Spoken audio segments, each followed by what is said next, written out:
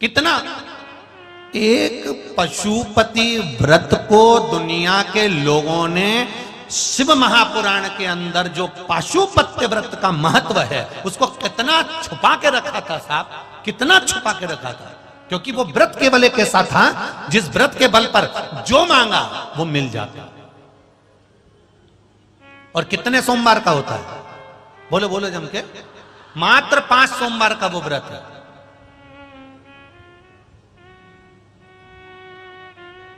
सुबह पूजा की थाली लेकर जाओ, भगवान का अभिषेक पूजन मंदिर में कर आओ।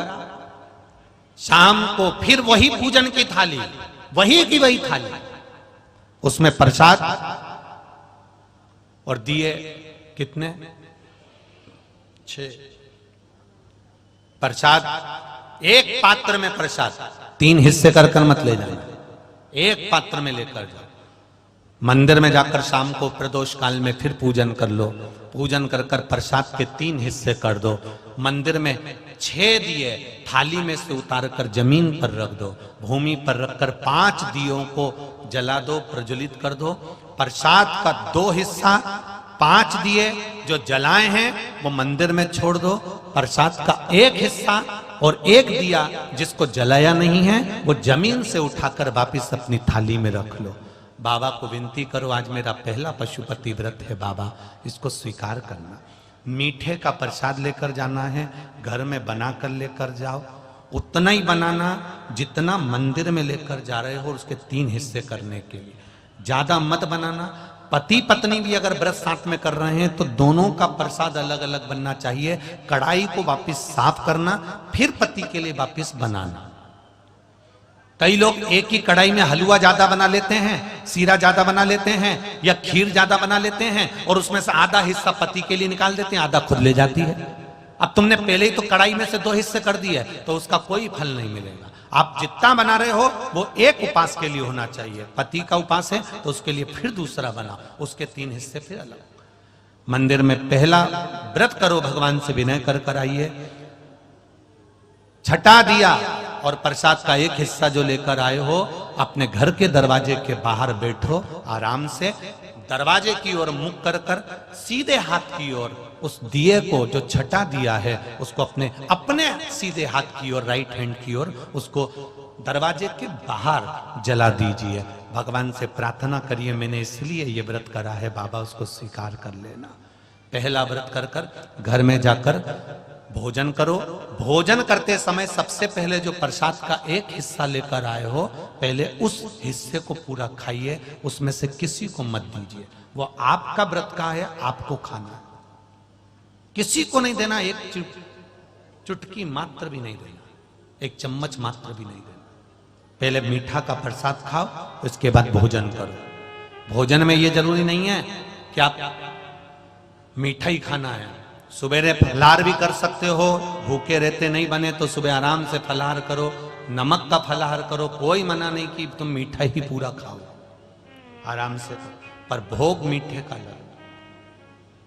अन्न भोजन जब भी करोगे तो सुबह नहीं करना है, वो प्रसाद जब खा लोगे उसके बाद करिए। 4 व्रत पूरे हो जाएं, 5वां व्रत जब आखिरी का व्रत रहे तब फिर वैसा की वैसे ही क्रम कर 108 या तो बेलपत्र हो या चावल का दाना हो या फूल की पंखड़ी हो, जो आप 108 ले जाना चाहते हो भगवान को चढ़ाने के लिए। एक श्रीफल 11 रुपए, जो भी आप शिव जी को समर्पित करना चाहते हैं, बाबा को वैसी की वैसी पूजन कर। पर थाली जो सुबह लेकर जाओ वो थाली को धोना नहीं है, शाम को वही थाली जाना चाहिए, उस थाली को बदला नहीं जाता। समापन वाले दिन 5वां जब व्रत रहे, बाबा को 108 सामग्री समर्पित कर श्रीफल समर्पित कर अपने हृदय की बात कहकर आइए, दिया लगाओ, वापिस अपने घर के अंदर प्रवेश कर जाओ।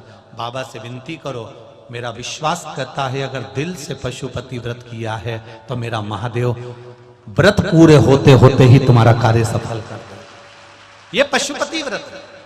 बीच में रजस्वला धर्म आ गया, नारी 7 दिन तक काम नहीं करती, रसोई घर नहीं जाती।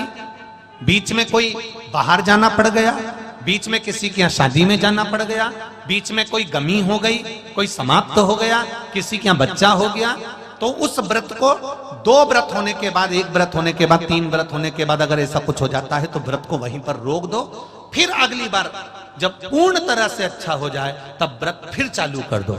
2 पहले हो चुके हैं, अब अगला करोगे तो वो तीसरा ही कहलाएगा, वो तीसरा व्रत।